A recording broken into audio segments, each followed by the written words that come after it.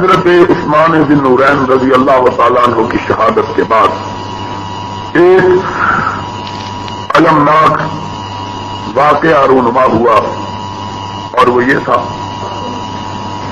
کہ جن لوگوں نے حضرت عثمان رضی اللہ تعالیٰ عنہ کو شہید کرنے میں حصہ لیا تھا، وہ لوگ حضرت علی رضی اللہ تعالیٰ عنہ کی فوجوں میں شامل ہو گئے، اور انہوں نے اپنے آپ کو بچانے کے لیے حضرت علی رضی اللہ تعالیٰ عنہ کا سہارا لیا، اپنے آپ کو شیعان علی قرار دیا، حامیان علی بن گئے، اور اس طرح وہ اسلام کی شیخ قصاص سے محفوظ ہو گئے کہ قاتل کو فوراً قتل کرنا چاہیے، اور خاص طور پر جب کہ مقتول داماد رسول اور خلیفۃ المسلمین حضرت عثمان ذی النورین رضی اللہ تعالی عنہ جیسی شخصیت ہو۔ چنانچہ حضرت امیر معاویہ رضی اللہ تعالی عنہ کی قیادت میں، جو کہ اسلامی دنیا کے ایک بہت بڑے حصے ملک شام کے گورنر تھے، جس کے نیچے لبنان، اردن، فلسطین، موجودہ اسرائیل اور سیریا جسے آج شام کہا جاتا ہے، یہ علاقہ شامل تھا، اور اسی طرح ملک مصر وہ بھی آپ کی قیادت کے نیچے آپ کی حمایت پر کمر بستہ ہو گیا۔ حضرت امیر معاویہ رضی اللہ تعالی عنہ نے تب تلک حضرت علی رضی اللہ تعالی عنہ کی قیادت اور امامت اور خلافت اور حکومت کو ماننے سے انکار کر دیا، جب تک کہ ان لوگوں سے بدلہ نہیں لیا جاتا جنہوں نے عثمان کے شہادت میں قتل میں حصہ لیا۔ اس کے نتیجے میں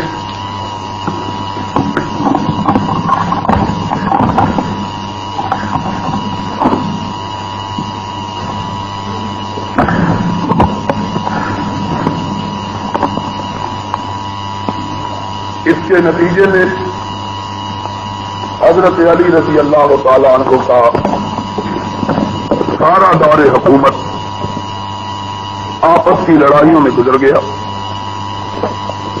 اور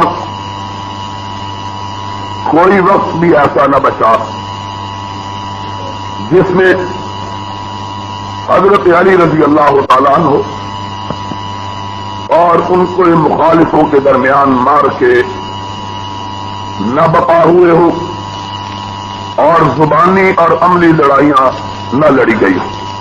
حضرت علی رضی اللہ تعالی عنہ اور حضرت امیر معاویہ رضی اللہ تعالی عنہ کی ان لڑائیوں سے تنگ آ کر خوارج کے ایک گروہ نے، جس کا عقیدہ یہ تھا کہ معاذ اللہ حضرت علی بھی کافر ہیں، حضرت معاویہ بھی کافر ہیں، اور ان کے حمایتی اور ساتھی بھی کافر ہیں، یہ گروہ جسے خوارج کا گروہ کہا جاتا ہے، در حقیقت پہلے حضرت علی کے رفقاء اور ساتھیوں میں سے تھا، لیکن جب حضرت علی رضی اللہ تعالی عنہ نے جناب ابو موسیٰ اشعری اور جناب عمرو بن عاص کو اپنے درمیان اور حضرت معاویہ کے درمیان حاکم مان لیا، اس وقت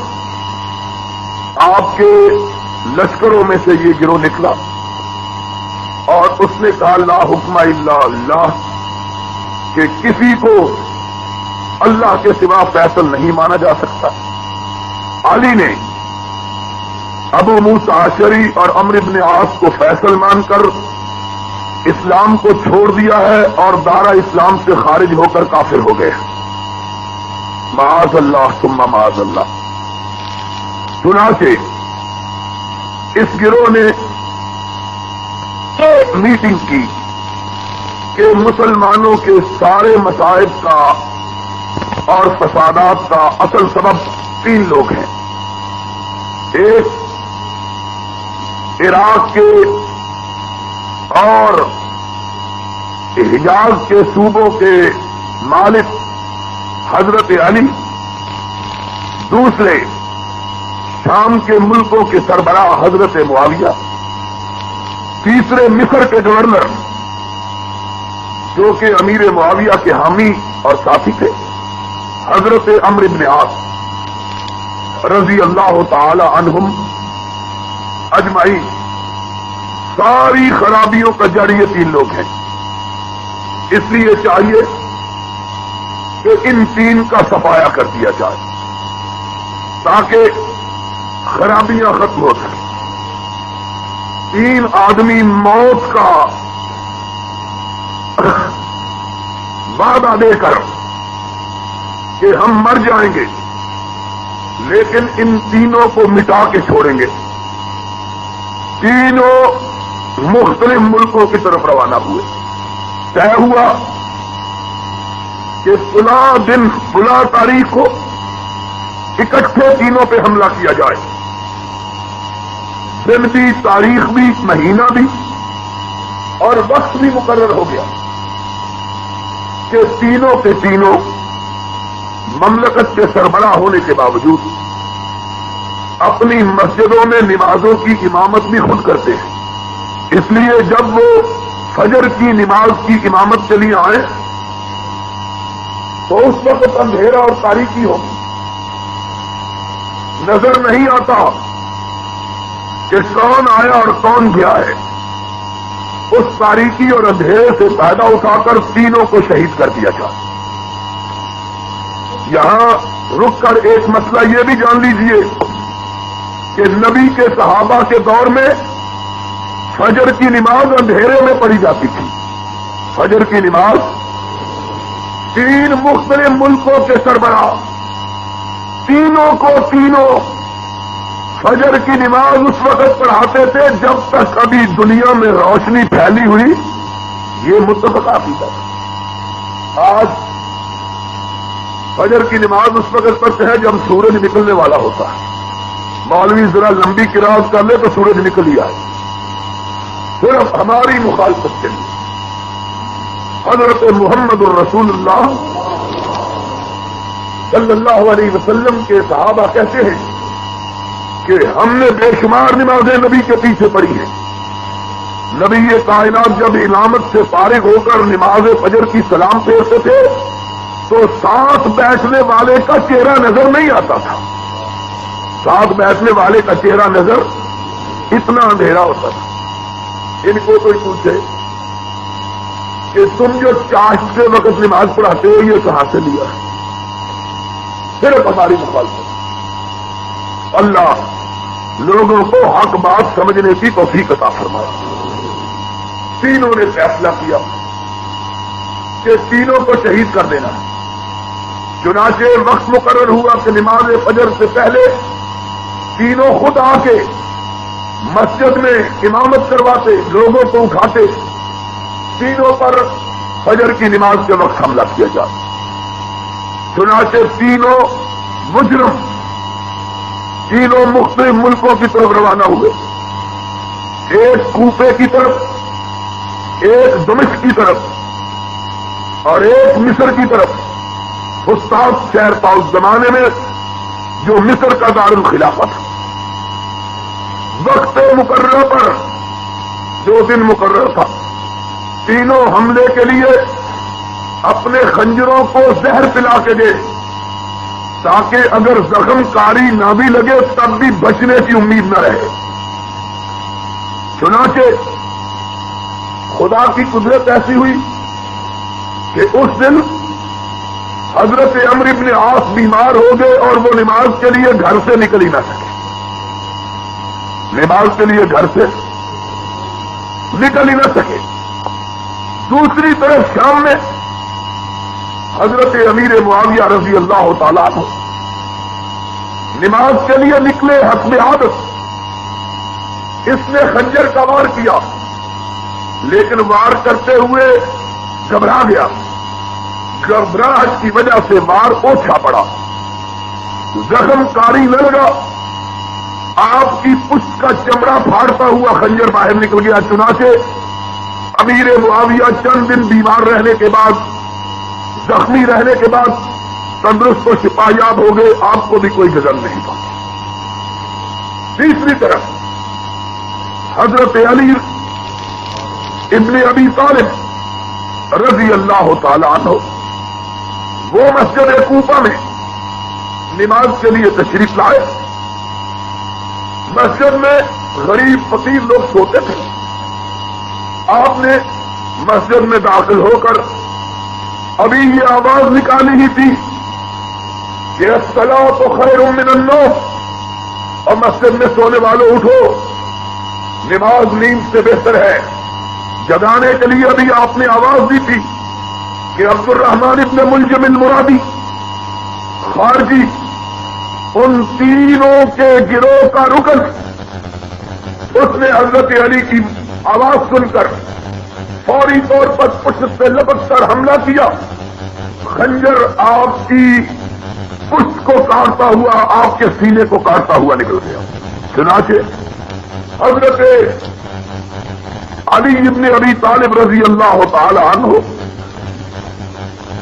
اس زخم سے جانبر نہ ہو سکے، ملزم کو گرفتار کر لیا گیا۔ حضرت علی نے اپنے بیٹے حضرت حسن کو بلایا، فرمایا سنو، اگر میں زندہ رہا تو میں حملہ کرنے والے کو خود سزا دوں گا، اور اگر میں مر گیا تو مجھ پر حملہ کرنے والے کو اتنی ہی سزا دینا جتنی شریعت نے مقرر کی ہے۔ اور شریعت کا فیصلہ یہ ہے کہ قاتل کو قتل کیا جائے، اس کو اذیت دینا، اس کے اعضاء کاٹنا، اس کی آنکھیں نکالنا، یہ شریعت میں جائز نہیں ہے۔ اس لیے اگر میں شہید ہو گیا تو میرے بدلے میں ظلم نہ کرنا، بس قاتل کو قتل کر دے۔ چنانچہ حضرت علی رضی اللہ تعالی عنہ نے جب یہ خبر دی، عبد الرحمن ابن ملجم المرادی کو پکڑا گیا، اس نے حضرت علی کی بات سنی، مسکرایا، کہہ لگا اس خنجر کو میں 1 سال زہر کی پان دیتا رہا ہوں، اور میں نے وار مضبوطی کے ساتھ گہرا کیا ہے، اب دنیا کی کوئی طاقت علی کو بچا نہیں سکتی ہے رضی اللہ تعالی عنہ۔ چنانچہ حضرت علی رضی اللہ تعالی عنہ اس خنجر کے وار سے جانبر نہ ہو سکے اور آپ کی شہادت واقع ہو گئی۔ اب حضرت علی رضی اللہ تعالی عنہ کے بعد آپ کے بیٹے حضرت حسن رضی اللہ تعالی عنہ، جو حضرت علی کے بڑے صاحبزادے تھے، ان کو حضرت علی کے رفقا نے اپنا حاکم، اپنا امیر، اپنا خلیفہ اور اپنی کہ حضرت علی رضی اللہ تعالیٰ عنہ، ان کی پارٹی کے لوگوں کو شیعہ علی کہا جاتا ہے۔ شیعہ عربی کا لفظ ہے، اور عربی زبان میں شیعہ پارٹی کو کہتے ہیں، یا پارٹی کے رکن کو۔ وَإِنَّ مِن شِيعَتِهِ لَإِبْرَاهِيمَ إِنَّ الَّذِينَ فَرَّقُوا دِينَهُمْ وَكَانُوا شِيَعًا، وہ لوگ جنہوں نے دین میں تفرقہ ڈالا اور سیاسی جماعتیں بن گئے، الگ الگ پارٹیاں انہوں نے بنا۔ قرآن میں یہ لفظ پارٹیوں کے معنوں میں استعمال ہوا ہے۔ چنانچہ اس زمانے میں بھی اس لفظ کا اطلاق پارٹی یا حمایتی پر بولا جاتا تھا، کیا جاتا تھا، لیکن اس زمانے میں جبکہ حضرت علی رضی اللہ تعالیٰ عنہ اور حضرت امیر معاویہ رضی اللہ تعالیٰ عنہ کے درمیان اختلافات تھے، ان اختلافات کی صورت اور ان کا سارا محور سیاسی تھا، مذہبی اختلاف حضرت علی اور معاویہ کے درمیان کوئی موجود؟ اس کو جگا دو ذرا، جو سو رہا ہے گوڈے چھڑ دے بھائی، نفس نہیں چلے گوڈے، ذرا دیکھتے رہو بات کو. بڑی اہم بات، اللہ کے فضل سے بڑی محنت سے بات سمجھانی پڑتی ہے، اور پہلے خود سمجھتا ہے آدمی پھر دوسروں کو سمجھاتا ہے. اس لیے توجہ کے ساتھ، یہ مسئلہ بڑا پیچیدہ ہو گیا، اور اس وجہ سے رات میں نے جلسے میں کہا تھا شاد باغ میں، اس وجہ سے اس کی پیچیدگی میں اضافہ ہو گیا کہ جھوٹ بہت بولا جاتا ہے، اور جھوٹا پروپیگنڈا اتنا کیا جاتا ہے کہ لوگوں کو حق اور باطل میں کوئی تمیز باقی. اور آپ خود آزما کے دیکھیں، اللہ آپ کو توفیق نہ دے، لیکن اگر کبھی آزمانا ہو آزما کے دیکھیں کہ آپ ایک دفعہ جھوٹ بولیں، خود جھوٹ کو تراشیں، خود جھوٹ کو بنائیں. پہلی مرتبہ آپ بولیں گے تو آپ کو پتا ہوگا جھوٹ ہے، کیونکہ خود بنایا ہوا ہے جھوٹ. دوسری مرتبہ بولے، تیسری مرتبہ، 6 مرتبہ بولنے کے بعد جھوٹ بولنے والے کو خود یہ محسوس ہوتا ہے شاید میں سچ ہی بول رہا ہوں. کیوں نہیں صاحب، انہوں نے بڑا تجربہ ہے. آدمی خود جھوٹ بول بول کے 5-6 مرتبہ جھوٹ کو دوہرائے، اسے اپنے آپ کو دھوکہ لگنا شروع ہو جاتا ہے کہ کہیں میں سچ تو نہیں بول رہا. ہمارے ملک کے اندر اس مسئلے کے بارے میں اتنا جھوٹ بولا گیا ہے کہ اچھے خاصے لوگ اس جھوٹ سے متاثر ہو گئے، کہتے ہیں پتہ نہیں سچ کیوں نہ. حضرت علی اور حضرت معاویہ کی جنگوں کو اس صورت میں پیش کیا جاتا ہے گویا کہ کفر اور اسلام کی جنگیں ہیں.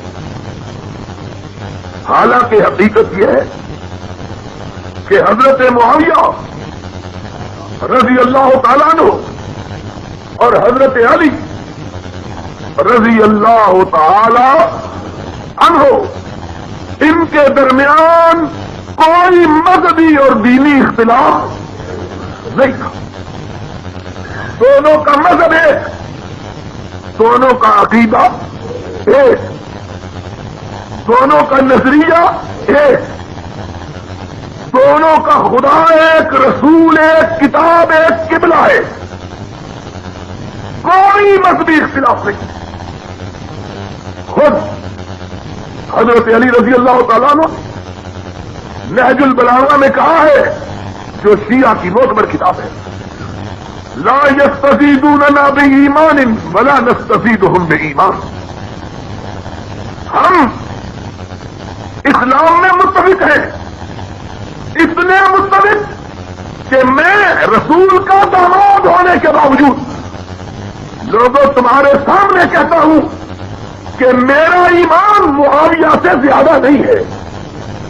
میرا ایمان معاویہ سے زیادہ، جتنا میرا ایمان ہے اتنا ہی معاویہ ہے. یہ ہے سچائی. اور اللہ علی کی قربت پر کروڑوں رحمت نازل فرمائے. اللہ کا ولی، مومنوں کا چوتھا خلیفہ راشد، سچا انسان تھا، نبی کی گود میں پرورش پائی. دشمنی نے بھی حق کو فراموش. یہ ہوتی ہے ایمانداری کی بات. آدمی دشمنی بھی کرے تو حق نہ چھوڑے. حضرت علی نے فرمایا لا یستزیدوننا بایمان ولا نستزیدہم بایمان. میرے اور معاویہ کے ایمان میں کوئی فرق نہیں. جتنا مسلمان میں ہوں اتنا ہی مسلمان معاویہ ہے، کوئی فرق نہیں.